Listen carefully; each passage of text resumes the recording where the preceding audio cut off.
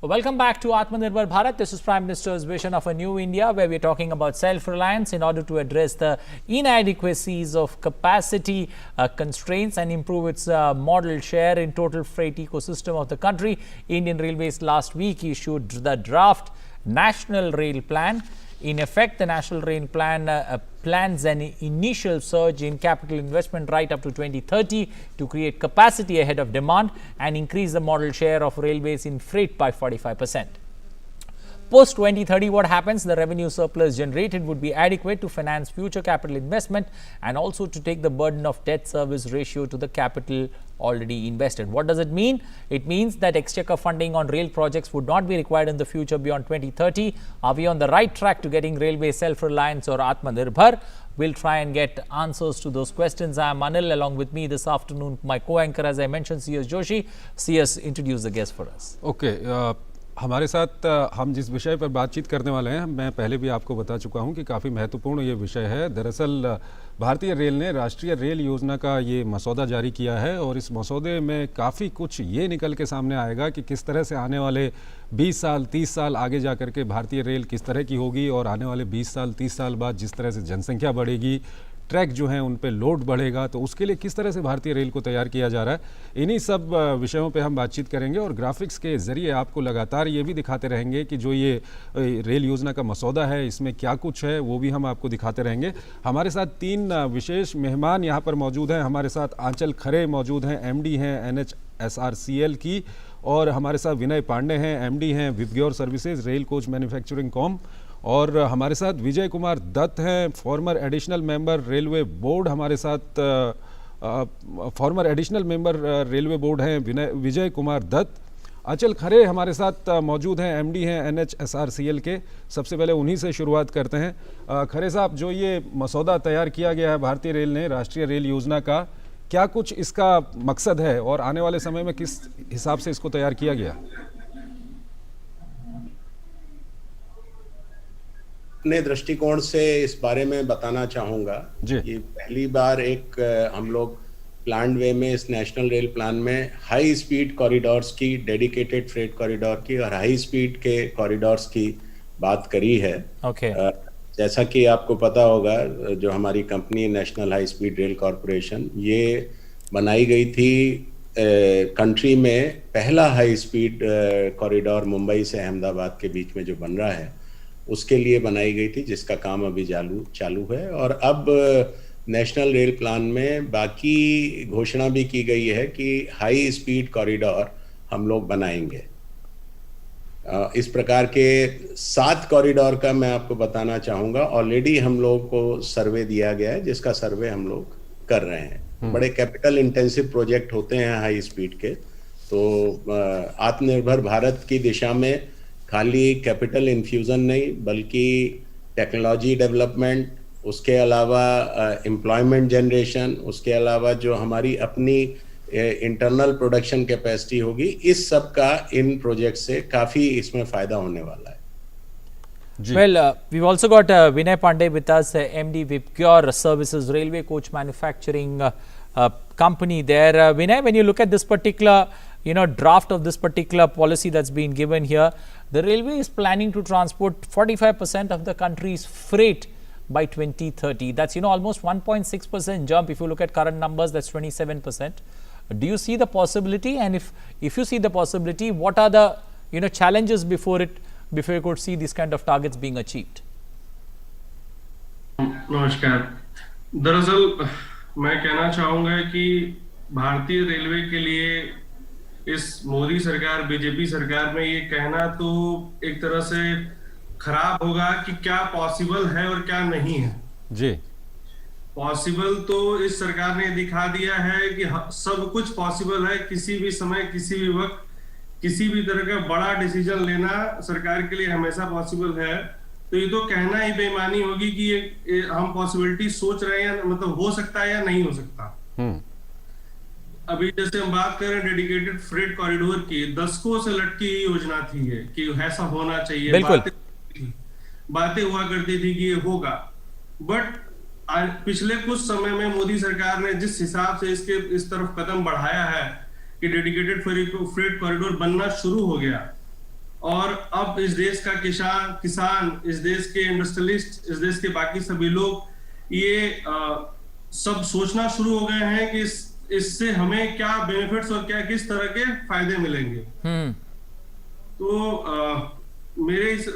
अभी आपको एक एग्जांपल देना चाहूंगा कि भारतीय रेल की सबसे बड़ी एक बुराई हुआ करती थी किसी जमाने में, जो कि ह्यूमन स्लज की और ह्यूमन वेस्ट की बुराइयां हुआ करती थी। ट्रैक गंदे हुआ करते थे, स्टेशन गंदे हुआ करते थे। एक दिन सरकार ने फैसला लिया कि हमें तो बायो टैंक चेन में लगाना है और कंप्लीट इंडियन रेलवे को जो है इस ह्यूमन स्लज से फ्री कर देना है। जी। और आप देख रहे होंगे कि पिछले कुछ सालों में, पिछले 3-4 सालों के अंदर अंदर आज भारतीय रेल जो है इस स्लज से मुक्त हो गई। हम एक कहने, अब देश विदेश बाकी सभी जो पर्यटक देश में आ रहे हैं, जो लोग ट्रेवल कर रहे हैं, जो स्टेशन पे खड़े हो रहे हैं, इन्वायरमेंट को हजारों फायदे हो रहे हैं, लोगों को फायदा हो रहा है। तो मैं इस बात को कह सकता हूं कि कभी किसी ने सोचा भी नहीं था कि इतने कम समय, बिल्कुल, इतने सालों से चल रही है, वो इतने कम समय में इस चीज से मुक्त हो सकती है, बट हो गई। तो मैं तो बहुत सारी बधाई देता हूं सरकार को और भारतीय रेलवे को, सीआरबी को, मंत्री जी को, सभी लोगों को कि आप लोग इसी तरह से कदम बढ़ाते रहे और हम लोग कुछ करते रहे। Okay, we also got Vijay Kumar Dutt मौजूद हैं, former additional member railway board. Dutt साहब, अगर इस मसौदे को हम देखें तो इस मसौदे में साफ तौर पर इस तरह से ये मसौदा बनाया गया है जिसमें ये कहा गया है कि 2030 तक ऐसी कैपेबिलिटी हम तैयार करें कि जो हमारी जो डिमांड है उससे ज़्यादा रहे, और 2050 तक ऐसी कैपेबिलिटी तैयार हो कि हमारी जो 2050 की जो डिमांड होगी उस डिमांड को पूरा कर सकें। पूरे मसौदे को किस तरह से आप देखते हैं, क्योंकि मसौदा ये जो तैयार किया गया है काफ़ी एक विजनरी मसौदा इसको कहा जा सकता है। 2050 का तकरीबन इस पे एक टारगेट रखा गया। सबसे बधाई की बात यह है कि रेल प्लान तो बनते रहे, लेकिन पहली बार रेल प्लान में जो उचित कार्य होना चाहिए, क्योंकि विश्व में माना जाता है सबसे ज्यादा एनर्जी एफिशिएंट जो ट्रांसपोर्ट है रेल है। जितने लोग रेल से जाएंगे वो जलवायु परिवर्तन में जो परिवर्तन हो रहे हैं उससे बचाएंगे। भारत में ये सरकार ने पहली बार किया कि 100% इलेक्ट्रिफिकेशन होगा, विद्युत से गाड़ी चलेगी जिससे दक्षता और बढ़ जाएगी। और जब कहा कि 2030 तक हम सारी गाड़ियां सौर ऊर्जा से ही चलाएंगे, तो पूरी तरह से जो हमारी फॉसिल फ्यूल है उससे मुक्त हो जाए। अब समस्या जो है, आज़ादी के समय 1950 में 80% लोग रेल का प्रयोग करते थे और 80% भाड़ा भी रेल से जाता था। अब ये घर के 10% रह गया है पैसेंजर में, और जैसे आपने कहा 27% रह गया है फ्रेट। ये नहीं है कि रेल का विकास नहीं हुआ, रेल का विकास हुआ। सब रेलवे जो है, जो आज़ादी के समय ले जाती थी उससे 15 गुना इस वक्त फ्रेट ले जा रही है और पैसेंजर ले जा रही है। लेकिन क्या हुआ है, 59,000 किलोमीटर जो हमारा नेटवर्क था बढ़ के केवल 65,000 किलोमीटर रहा। किसी ने इंफ्रास्ट्रक्चर विकास पे ध्यान नहीं दिया, जो सरकार ने पहली बार किया। पहली बार देखिए 200 किलोमीटर रेल बनती थी साल की, पहली बार सरकार ने कहा 3,000 किलोमीटर रेल बनाएंगे और 2014 से लगातार इस ओर बढ़ता जा रहा है, जो कि एक प्रकार। अब ये जो डिमांड है, अब हम 80% पर कैसे ले जाए? तभी ले जाएंगे जबकि हमारा क्षमता विकास हो। अच्छी बात यह है कि देखिए साहब, रेल की क्षमता बहुत अधिक है। आप ये रोड है जो कि 5 लाख किलोमीटर थी 1950 में, बढ़ के 58 लाख किलोमीटर हो गई। लेकिन रेल में क्षमता नहीं है, तो हर भारतीय जिसका सपना है रेल से जाना, वो जा नहीं सकता। क्षमता विकास के लिए कहने की बात है कि अगर हम करीब 3 लाख किलोमीटर की रेल बना दें तो हमारे पास इतनी क्षमता हो जाएगी कि जिस व्यक्ति को चाहिए उसको टिकट मिल जाएगा, जा सकेगा, और जो फ्रेट ले जाना चाहे ले जाएगा। और यही जो अपेक्षा है हमेशा से रही है, लेकिन पहली बार सरकार ने इसको ब्लैक एंड व्हाइट में रखा है और इसके प्लान बनाए हैं इस दिशा में, जो कि बहुत स्वागत है। Okay, well, we also got Achal Khare with us. Mr. Khare, when you look at this particular, high-speed bullet train, 2 days before we saw the Japanese High Commission releasing pictures of those bullet trains, which could be modified to run on the Ahmedabad-Mumbai line. Having said that, how do you see this particular rolling stock taking over, and when do we see it rolling, especially when it comes to the bullet train? Achal Khare. It's a very nice point which you have raised, and let me share through you with all the countrymen that what is being shared by Embassy of Japan is exactly what we are going to get here in India. Okay. For Mumbai Ahmedabad high speed project. So as far as the common man is concerned, we are going to get the same thing, which is called E5 series. The color may be different, but the classes will be three types of classes: grand class, business class, and standard class, which is already in operation in Japan. And facility wise, we will have the same facility, except that these trains will be modified to suit the environmental conditions of India. In Japan, the temperature, the ambient temperature is less. True. In India, the temperature is high. So we need to do that kind of modification. And my colleague talked about excreta discharge on track and all. That was a big nuisance. In these coaches, first time we have aircraft kind of arrangement where there will be no discharge on the track, and the trains will be cleaned only in the depots. Okay. Let me share with you, this is one of the very big steps which has been taken, probably one of the biggest infrastructure project which is being done in the country at this time, more than 1 lakh crore, 1,08,000 crore.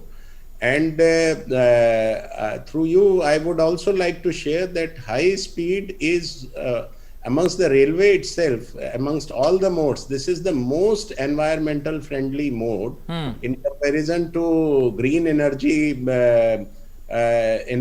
carbon emission. With respect to aircraft, it is 7 times superior. With respect to car, it is 4 times superior. So high speed is something which is going to bring another transport revolution in the country. One was the metro, and now I can say that this will bring another transport revolution to the country. Okay. खरे साहब, अगर ये जो high speed corridor की आप बात कर रहे हैं, तो अगर कौन कौन से कॉरिडोर हैं जिनकी अभी तक आपने पहचान की है, यानी कि 2030 की हम बात करें या 35-40 की बात करें, तो कौन कौन से वो कॉरिडोर होंगे जहां पर हाई स्पीड ट्रेनें चलेंगी, और खासकर अगर बुलेट ट्रेन की बात करें तो वो कौन से कॉरिडोर्स होंगे? देखिए, बुलेट ट्रेन और हाई स्पीड एक दूसरे के पर्यायवाची हैं, और जैसा मैंने पहले भी बताया, Mumbai Ahmedabad already sanction project है। बिल्कुल। और अगले 4-5 सालों में आप देखेंगे काफी प्रगति, और उम्मीद है कि आपको फिर ये bullet train, so called bullet train E5 series आपको चलती हुई नजर आएगी। 4-5 साल में चलना शुरू हो जाएगी खरी साहब? उम्मीद है कि जरूर हम लोग कर पाएंगे। लीनियर प्रोजेक्ट में देखिए ऑब्स्ट्रक्शंस बहुत होती हैं, काफी ऑब्स्ट्रक्शन हम लोगों ने कवर करी हैं, और कुछ ऑब्स्ट्रक्शन जो आएंगी बीच में, बाधाएं आती हैं। लीनियर प्रोजेक्ट में ज्यादा बाधाएं आती हैं। आपको मैं थोड़ा सा आइडिया दे दूं, थोड़ा सा मैं डाइग्रेस कर रहा हूं। एयरपोर्ट में जैसे जेवर एयरपोर्ट की भी बात करें तो टोटल पूरा जो लैंड एक्वायर होनी है वो हमारे से 3 गुना ज्यादा एक्वायर होनी है, लेकिन टोटल जो गांव इन्वॉल्व है 5 या 6 गांव इन्वॉल्व है। उसके अगेंस्ट में हम 1/3 लैंड एक्वायर कर रहे हैं, और हमें 297 गांवों से हमें इंटरेक्ट करना पड़ता है। 8000 हमारे लैंड लूजर्स हैं जिनसे हम इंटरेक्ट करते हैं। तो इस स्केल की कॉम्प्लेक्सिटी इसमें होती है। उसको अगर हम अलग भी रख दें, क्योंकि वो किसी भी लीनियर प्रोजेक्ट में होती है, जो आपका सवाल था, अभी हम लोग मुंबई अहमदाबाद का काम तो कर रहे हैं। इसके अलावा 7 कॉरिडोर हमें रेल मंत्रालय ने दिए हैं, उसकी विस्तृत रिपोर्ट तैयार करने के लिए, डिटेल प्रोजेक्ट रिपोर्ट। एक है दिल्ली बनारस, जिसकी फर्स्ट रिपोर्ट हम लोग ऑलरेडी जमा कर चुके हैं। दूसरी है मुंबई नागपुर, दिल्ली अहमदाबाद, चेन्नई मैसूर, दिल्ली अमृतसर, मुंबई हैदराबाद और वाराणसी हावड़ा। तो ये 7 कॉरिडोर की रिपोर्ट हम लोग तैयार कर रहे हैं। स्पेसिफिक अगर बात करें तो हमारा टारगेट जो नेशनल रेल प्लान में दिया हुआ है, 2031 में दिल्ली बनारस वाया अयोध्या, बनारस पटना, पटना कोलकाता और दिल्ली अहमदाबाद। इसी तरीके से 2041 और 2051 के लिए भी कॉरिडोर इसमें दिए हुए हैं। Let's go across now to Mr. Dutt. Mr. Dutt, when you look at this proposal that is there about bullet train or high speed train that one is going to see, the first one very much there on ground zero as things takes place, Mumbai Ahmedabad project, but also Mr. Khare spoke about 7 other dedicated projects that are there in the pipeline of projects being made with regards to that. How do you see it? Do you see we need to wait and watch for the first project to roll to see the success story, for then it to be replicated across sectors, or do we need to begin work on all 7 as and when the plans are cleared? In my view, we should start work immediately. There's no doubt about the success of the plan. Okay. See, what Mumbai Ahmedabad, what Mr. Khare said, the good thing is that it will, in a very short time, it will reach Ahmedabad via Vadodara to Mumbai, and it will have as many as 11 stoppages. So now, like you live in Virar and you do work in Mumbai, there will be a time when you live in, say, Bilimora, you live in Dadar, Nagar Haveli, you live in Vadodara, and you come in Bombay. So the expansion of the bounds of the city, decongestion of city of Mumbai and decongestion of city of Ahmedabad will take. Second thing is, it will be totally environment friendly. Electricity generated mostly through renewable will become, so pollution will be removed. The congestion will on the roads will be removed. There will be safety, and what was said, the most energy efficient transport system, it is there. So then all those benefits will accrue to the citizen, and this is will be very helpful in the overall development. And so, into my mind, all other corridors, and the beauty of the corridor is, say, right now Mumbai Ahmedabad is progress. Once Ahmedabad Delhi is also taken from, so you will have a corridor from Mumbai to Ahmedabad Delhi. Similarly, we talk of Delhi Varanasi. Then there is a Varanasi Havda corridor. So virtually we are talking of a corridor which is Delhi, Ayodhya, Varanasi, Havda, or Kolkata. So the metros, the main cities being connected by the high-speed rail, where within 10 hours you can reach from one city to other in a most environment-friendly way. I think this is the way forward which should be done. To my view, we should have gone for it much earlier. But this government has taken this a very bold initiative, which is in the right direction and in the direction of climate change controlling factors. So this is something very desirable, which should be taken up. ठीक है, हमारे साथ एक नए मेहमान जुड़ रहे हैं। हमारे साथ वी शंकर जुड़ गए हैं, एग्जीक्यूटिव डायरेक्टर हैं प्लानिंग रेलवे बोर्ड के। शंकर साहब, स्वागत है आपका हमारे इस कार्यक्रम में, और आपसे हम बातचीत करना चाहेंगे। रेलवे का जो फ्रेट का हिस्सेदारी का बात कहा गया है, जिसमें कहा गया है कि 2030 तक 45% इसको बढ़ाना है, और साथ ही साथ जो मालगाड़ियां हैं, मालगाड़ियों की जो स्पीड है उसको 22 किलोमीटर प्रति घंटा से बढ़ाकर 50 किलोमीटर प्रति घंटा तक करना है। तो इसके लिए किस तरह से प्लानिंग कर रहे हैं आप? थैंक यू, नमस्कार। ऐसा है कि अभी हम लोग ने बड़े रिसेंटली एक नेशनल रेल प्लान को अनाउंस किया है।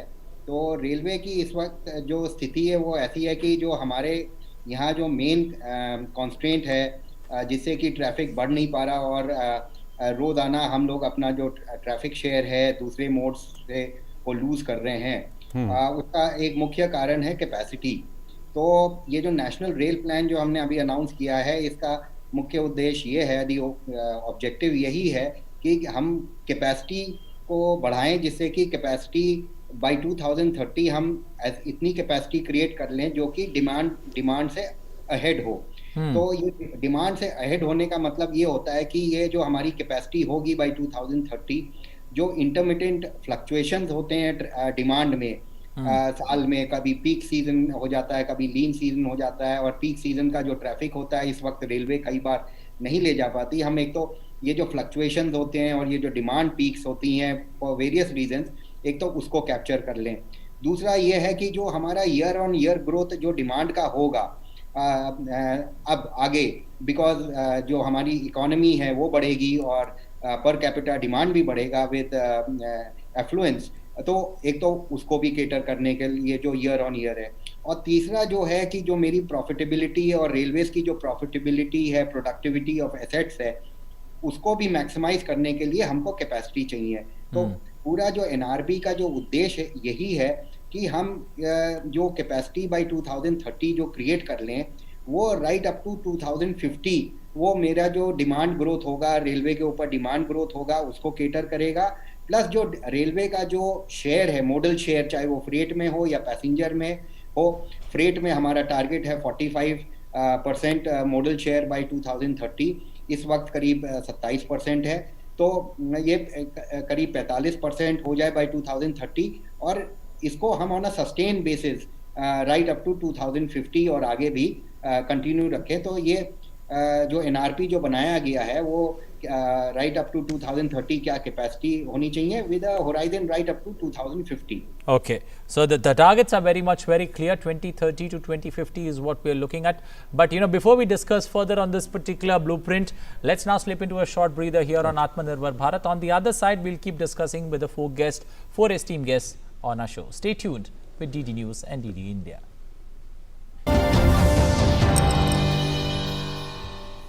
अरे तुम समझ क्यों नहीं रहे हो यार? क्या हुआ? What happened? आज ITAT में फैसला हमारे खिलाफ गया। अपील करना था और हाई कोर्ट में अपील करने का आज लास्ट डे था। यार टैक्स तो मैं भर भी दूं, पर ये पेनल्टी, ये इंटरेस्ट। आप ये विवाद से विश्वास स्कीम के बारे में नहीं जानते क्या? सिर्फ टैक्स भरो, इंटरेस्ट, पेनल्टी सब माफ। Are you serious? Yes, call your attorney. Ask him about this scheme. Mishra, ये विवाद से विश्वास के बारे में सुना है? सिंपल है sir, income tax e filing पर जाकर DTVSV में फॉर्म भरना है, बस। पहले क्यों नहीं बताया यार? थैंक्स।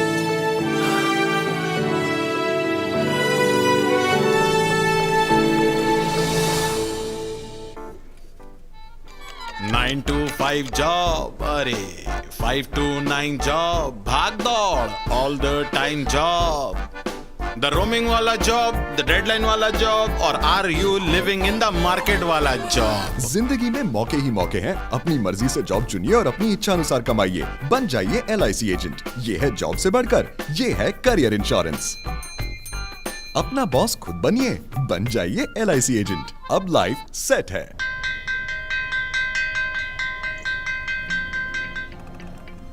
पहला अक्षर अ रट लो तो व से एक विद्वान होगा। पक्की होगी बुनियादें तो ह से हिंदुस्तान होगा।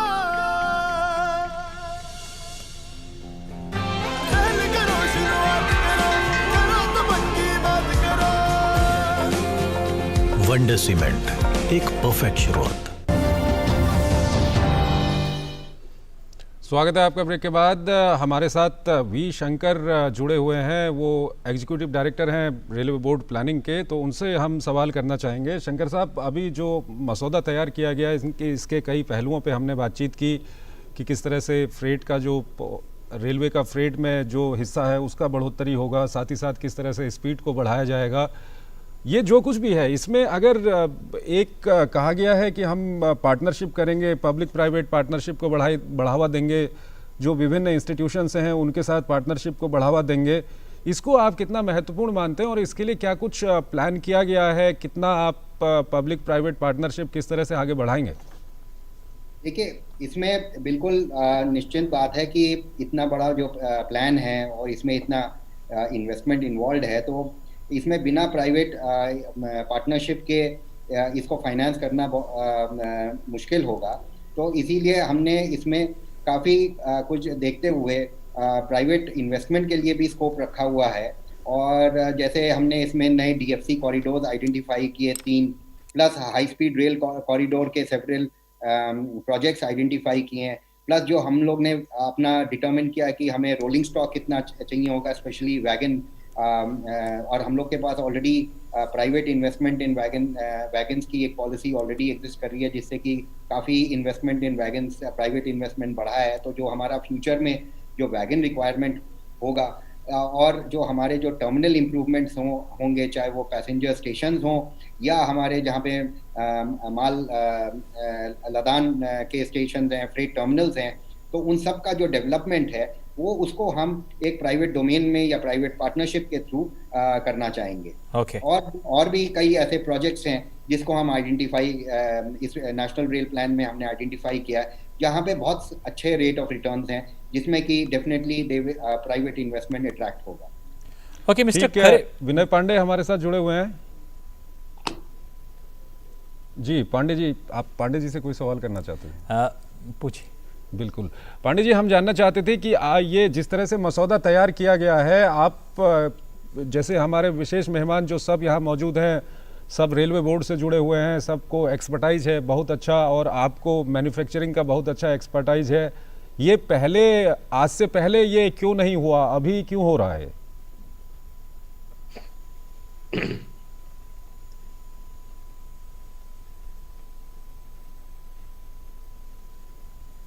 पांडे जी, मेरी आवाज आ रही है आप तक? वो लगता है आपने अपना म्यूट दबा रखा है मेरे हिसाब से, आप अनम्यूट कर लीजिए अपने आप को।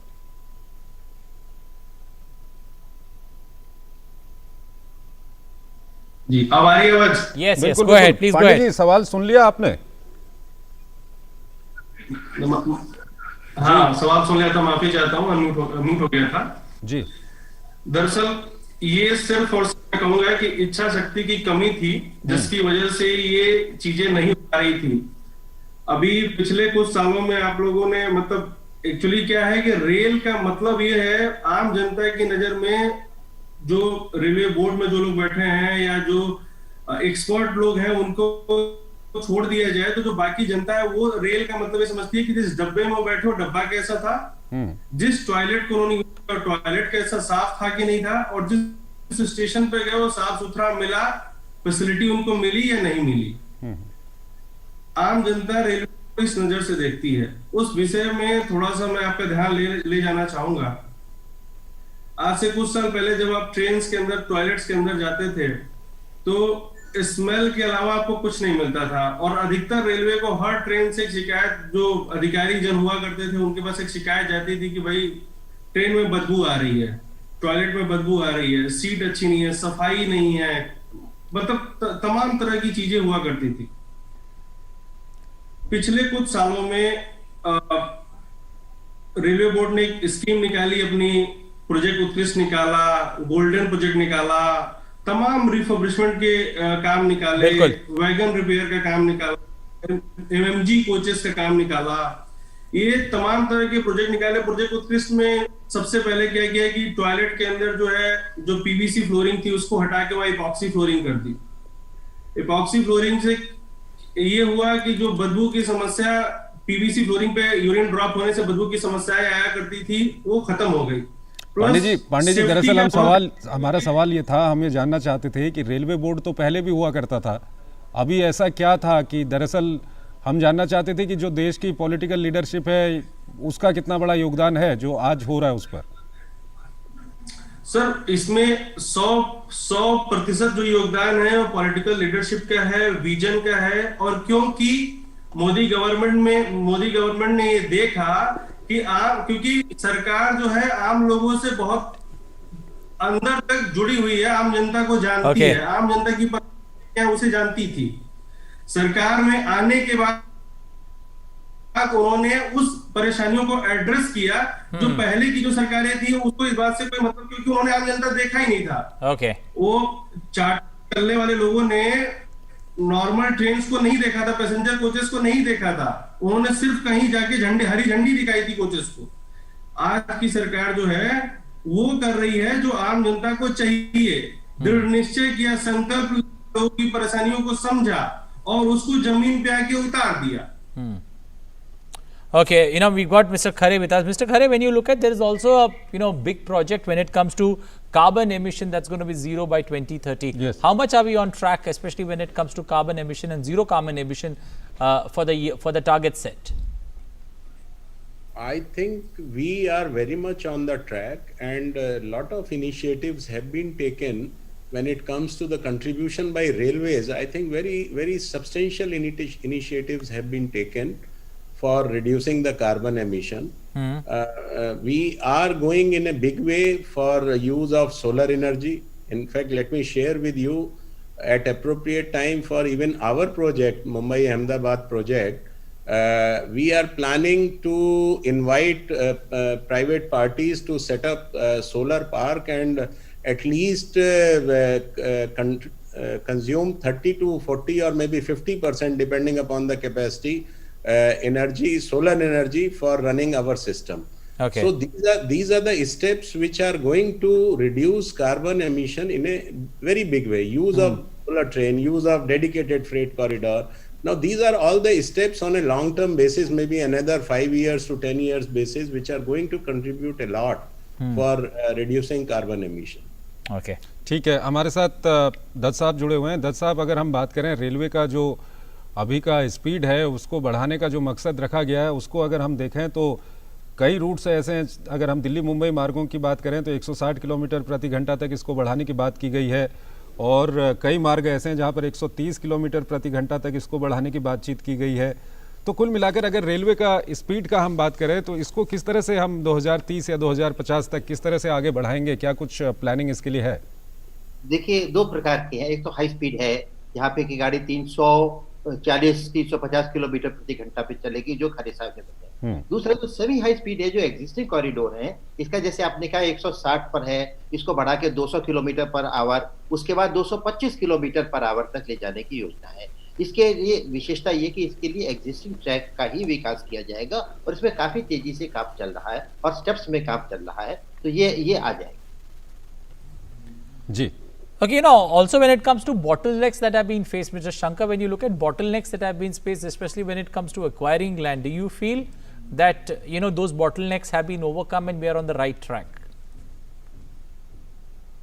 Yes, we have overcome a few bottlenecks, and in fact, one of the biggest measures undertaken by the railways in overcoming these bottlenecks has been the development of the two freight corridors, which will soon be commissioned. In addition to that, as part of the national, we have very recently launched the Vision 2024 document, where we plan to undertake a large number of projects which we have identified as supercritical and also critical to our requirement, and which we plan to complete by 2024. Okay.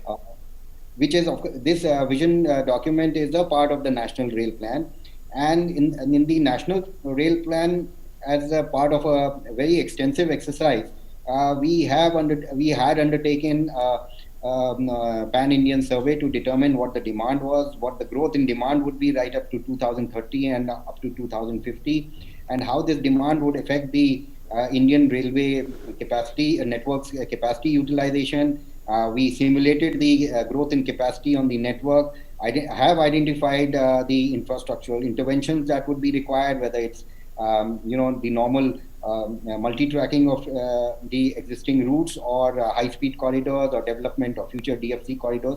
So all that has been identified as part of the National Rail Plan. So it's not that this would be an ongoing process right up to 2030, identification of bottlenecks and accordingly removing them through infrastructural intervention. Okay, Mr. Shankar, when you look at this draft plan, it says reducing the overall cost of rail transportation by nearly 30% and passing on the benefits to the customer. In today's times, when you see it, traveling by a train, especially on a capital from Delhi to Mumbai, looks far more feasible using an airline or another mode of transport as compared to a railway. But having said that, do you see that particular competitiveness, railways will be able to take the pressure of taking on another mode of transport, not only air but also road, especially when it comes to challenges like this, purely in terms of cost?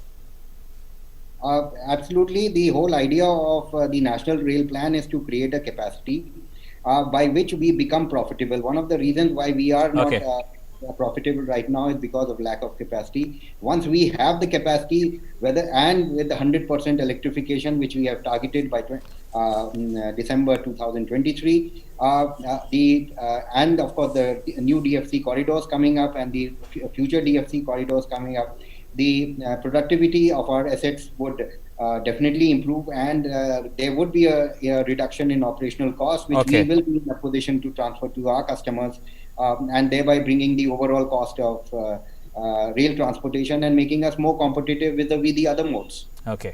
खरे साहब, एक सवाल आपसे जानना चाहेंगे। हालांकि इसमें draft में हम देख रहे हैं उतना उसको नहीं कहा गया है।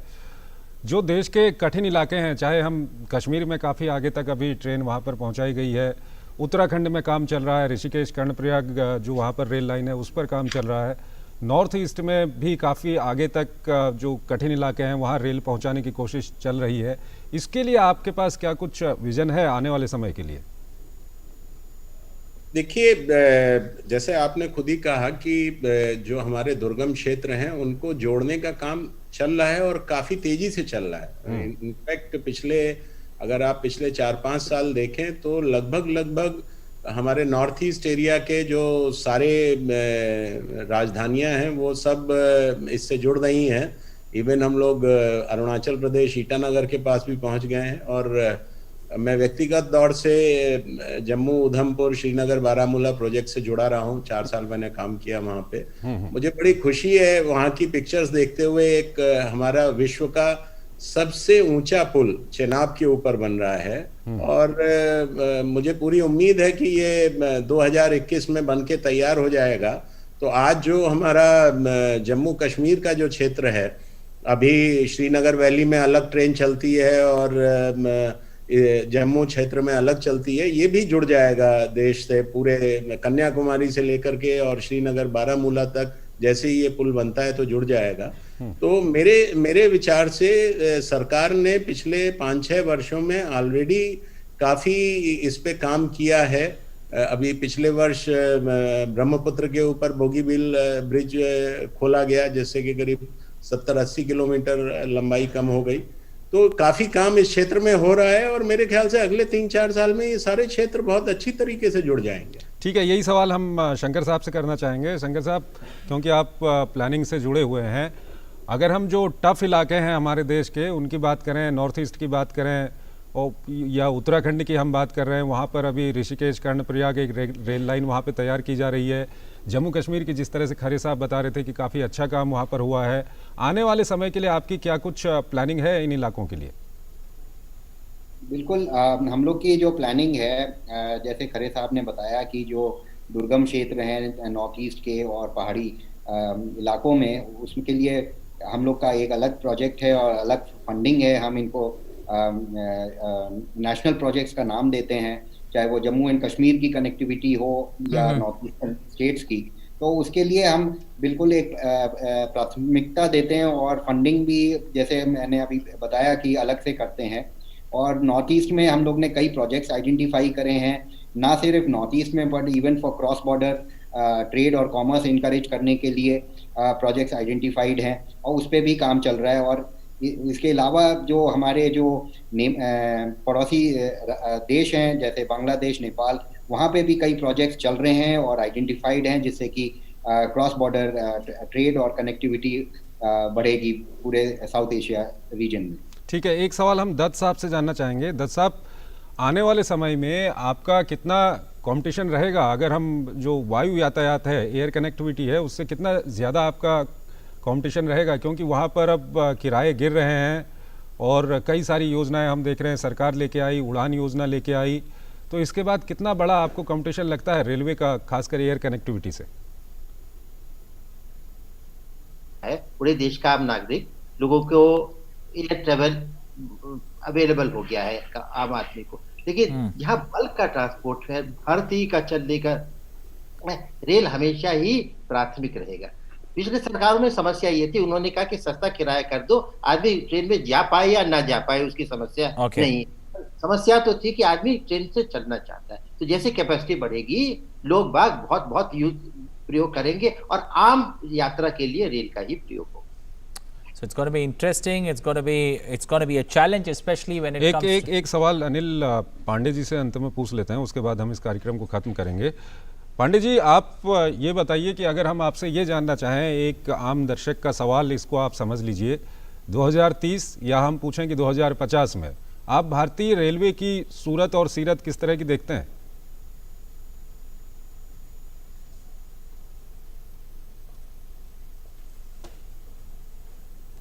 पांडे जी, आप अनम्यूट कर लीजिए। सबसे पहले तो आप म्यूट कर ले रहे हैं बार बार।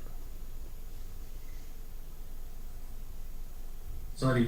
जिन रेलवेज का काम करते हुए नहीं थकते हैं, जो जनता हमारी बाहर जा चुकी है, यूरोप की ट्रेनें देख चुकी है और बाकी ट्रेनें देख चुकी है, मैं ऐसा मानता हूं कि 2030 और 2050 तो आप बहुत दूर की बात कर रहे हैं। मुझे ऐसा लगता है कि जिस हिसाब से हम दिन पर दिन कुछ न कुछ नया करते हुए जा रहे हैं, जिस तरह से चीजों को आगे बढ़ा रहे हैं, वो दिन दूर नहीं, 2-4-5 सालों में ही मुझे तो लगता है कि अगले आने वाले इलेक्शन से पहले ही आप बहुत कुछ चेंज देख लेंगे। अभी आपको एक छोटी सी चीज ये बताना चाहूंगा कि अभी कुछ समय पहले रेलवे बोर्ड की एक योजना आई थी कि हर ट्रेन के अंदर जो है रेफ्रिजरेशन कोचेस लगेंगे। अब रेफ्रिजरेशन, जो जिस किसान की सब्जी आज सड़ जा रही है, जिस किसान की सब्जी एंड यूजर तक पहुंच ही नहीं पा रही, बाजार तक नहीं पहुंच पा रही, वो रेफ्रिजरेशन कोच से आज दिल्ली से चलेगी और कल मुंबई जाएगी, अमृतसर से चलेगी दिल्ली आएगी, लखनऊ से चलेगी गोरखपुर जाएगी। ठीक है, उसके लिए कुछ विशेष रेल भी चलाई गई हैं। पांडे जी, अब क्योंकि हमारा वक्त खत्म हो रहा है और well, let's thank all the four gentlemen there who's joined us, who've taken time out to join us, Mr. Kharit, Mr. Pandey, Mr. Vijay Kumar Dutt, and also V. Shankar. Thank you and appreciate you joining us on this edition of Atmanirbhar Bharat. It was a pleasure having all of you gentlemen here, giving your insight, especially when it comes to the vision that has been created for 2030, the draft national rail plan that is out there for public viewing, suggestions being welcome. Surely a challenge there, but good times ahead, especially when it comes to railways and people enjoying rail travel. Namaskar.